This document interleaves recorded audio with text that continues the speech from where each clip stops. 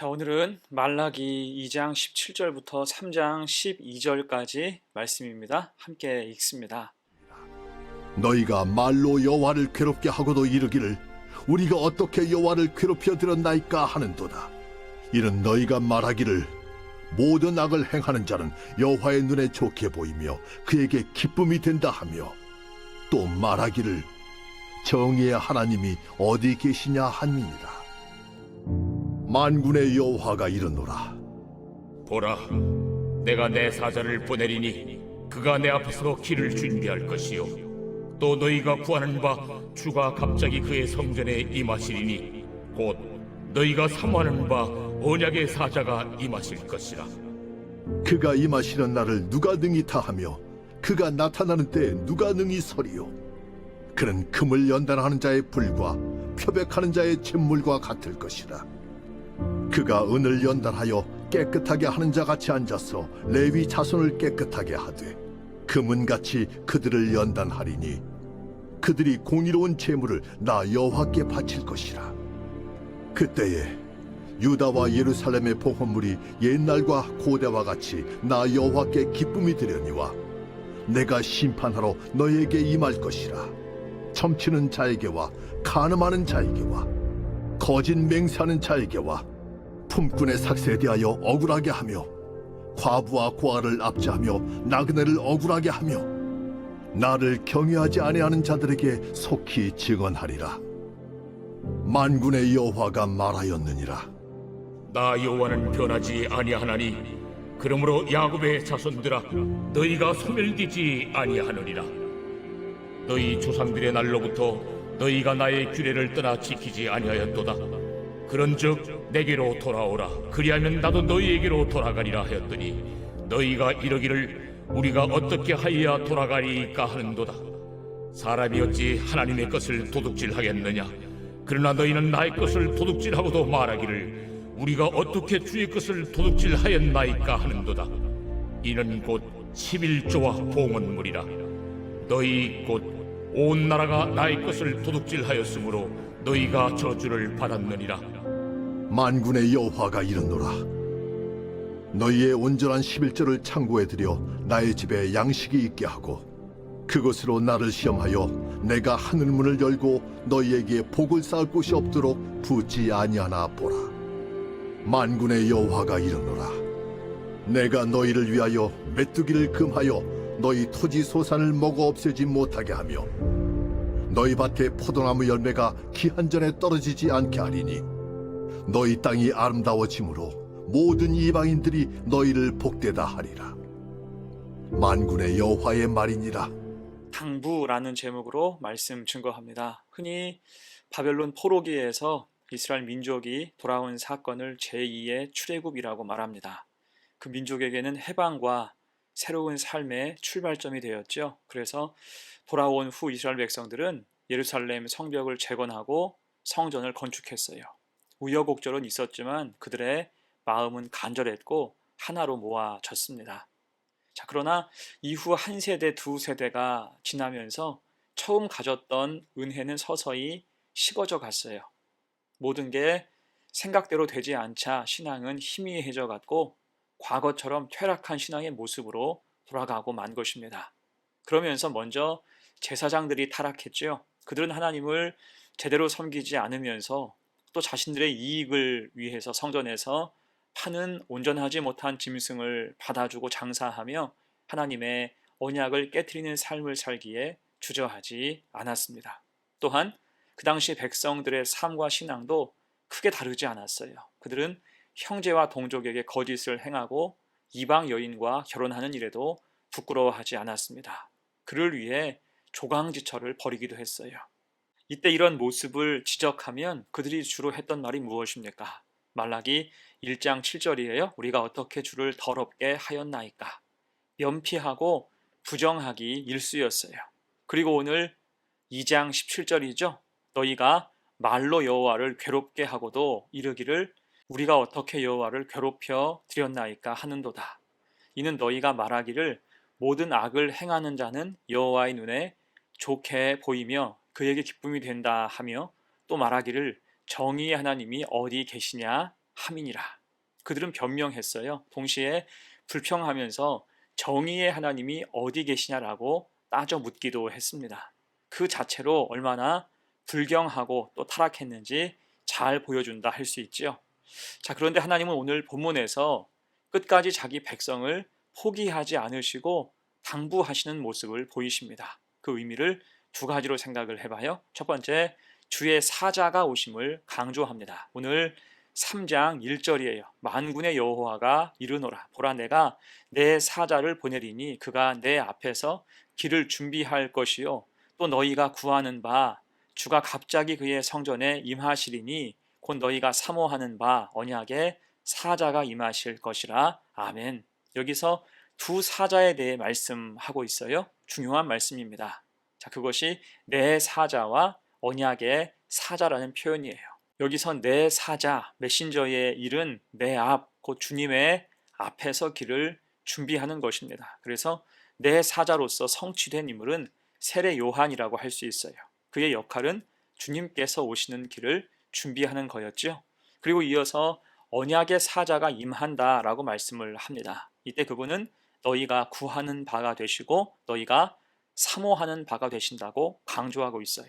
곧 언약의 사자가 오시면 모든 것이 해결되고 풀리게 된다는 것입니다. 자, 이때 이 언약의 사자가 누굽니까? 이것은 두말할 필요도 없이 이 땅에 오실 예수 그리스도를 의미해요. 이어서 2절, 3절입니다. 그가 임하시는 날을 누가 능히 당하며 그가 나타나는 때에 누가 능히 서리요. 그는 금을 연단하는 자의 불과 표백하는 자의 잿물과 같을 것이라. 그가 은을 연단하여 깨끗하게 하는 자 같이 앉아서 레위 자손을 깨끗하게 하되 금, 은 같이 그들을 연단하리니 그들이 공의로운 제물을 나 여호와께 바칠 것이라. 아멘. 이 말씀에서는 언약의 사자로 오시는 그리스도께서 무슨 일을 하실지 비유적으로 말씀해 주십니다. 이때 금과 은 그리고 잿물을 예로 들어 말씀하시죠. 먼저 금과 은을 광산에서 채굴할 때는 그 안에 불순물이 포함되어 있습니다. 하지만 그것을 녹일 때, 예를 들어 금을 재련하게 되면 금만 추출할 수가 있게 되는 거죠. 빨래할 때도 그렇습니다. 물로 빨아도 지워지지 않는 얼룩은 잿물을 사용할 때 그 얼룩이 깨끗하게 빠지게 되어 있습니다. 곧 언약의 사자가 하시는 일은 금으로 재련하고 잿물로 얼룩을 제거하듯이 그 백성을 정결하게 하신다는 거예요. 이것이 십자가의 구원을 의미함을 기억하시기 바랍니다. 하지만 그 구원에 이르지 못하고 심판당하게 되는 사람도 분명하죠. 5절 말씀입니다. 내가 심판하러 너희에게 임할 것이라. 점치는 자에게와 간음하는 자에게와 거짓 맹세하는 자에게와 품꾼의 삭세 대하여 억울하게 하며 과부와 고아를 압제하며 나그네를 억울하게 하며 나를 경외하지 아니하는 자들에게 속히 증언하리라. 만군의 여호와가 말하였느니라. 아멘. 지금 악한 사람들을 열거하고 있어요. 이때 이들의 공통점이 무엇입니까?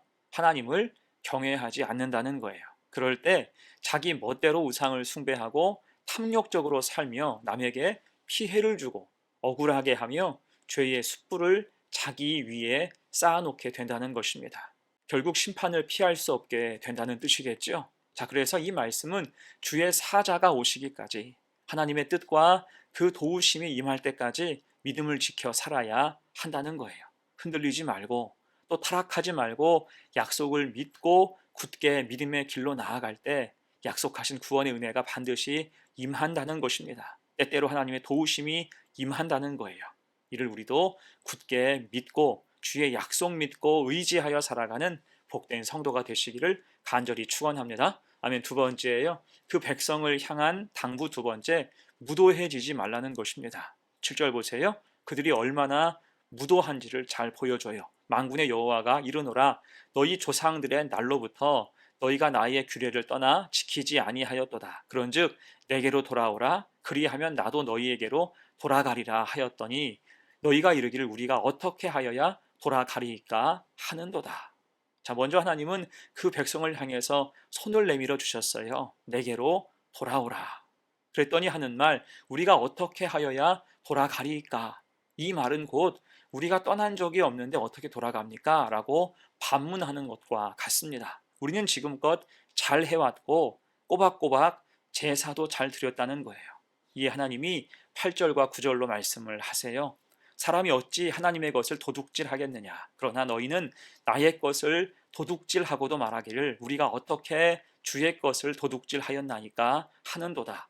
이는 곧 11조와 봉헌물이라. 너희 곧 온 나라가 나의 것을 도둑질하였으므로 너희가 저주를 받았느니라. 아멘. 곧 지금 그들이 떵떵거리는 근거는 제사와 예배에 충실했다는 것입니다. 하지만 그것은 마음 없는 제사, 형식적인 예배에 불과했지요. 이를 지적하면서 하나님은 예로 드신 게 11조와 봉헌물이었어요. 민수기 18장과 신명기 14장에서 하나님은 레위인과 제사장이 그 사명을 잘 감당하도록 율법으로 11조와 봉헌물을 드릴 것을 제정하셨습니다. 그래서 사실은 레위 지파에게는 따로 땅도 주시지 않았던 거예요. 하지만 그 백성이 책임을 방기했을 때 제사장은 본인이 살기에 어렵기 때문에 그 살아갈 명분이 결국 타락으로 이어지고 만 것입니다. 성전에서 장사하는 못된 습관이 여기에서 시작된 것과 같아요. 자, 그래서 여러분, 무도한 사람의 특징이 무엇입니까? 그것은 자기 책임은 방기하면서 권리만을 주장한다는 거예요. 그 백성이 그랬습니다. 그래서 하나님께서 다시 강조하시죠. 10절입니다. 만군의 여호와가 이르노라 너희의 온전한 11조를 창고에 들여 나의 집에 양식이 있게 하고 그것으로 나를 시험하여 내가 하늘 문을 열고 너희에게 복을 쌓을 곳이 없도록 붙지 아니하나 보라. 아멘. 곧 하나님은 하나님 백성이 제 기능을 다하고 책임에 충실할 때 마음을 다해 섬길 때 축복의 권리를 주시겠다 약속하시는 것입니다. 그러니 무도해지지 말고 하나님의 뜻을 회복하여 성도답게 살라고 당부하고 계신 거예요. 권리만 주장하지 말고 거룩한 책임에 최선을 다할 때 개인과 공동체가 함께 성장하고 성숙할 수 있게 된다는 것입니다. 이를 잘 기억해서 하나님 앞에서 늘 신실하고 또 이웃에게 따뜻한 성도가 되시기를 간절히 축원합니다. 아멘. 이제 말씀을 마무리합니다. 오늘 하나님은 그 백성에게 당부하세요.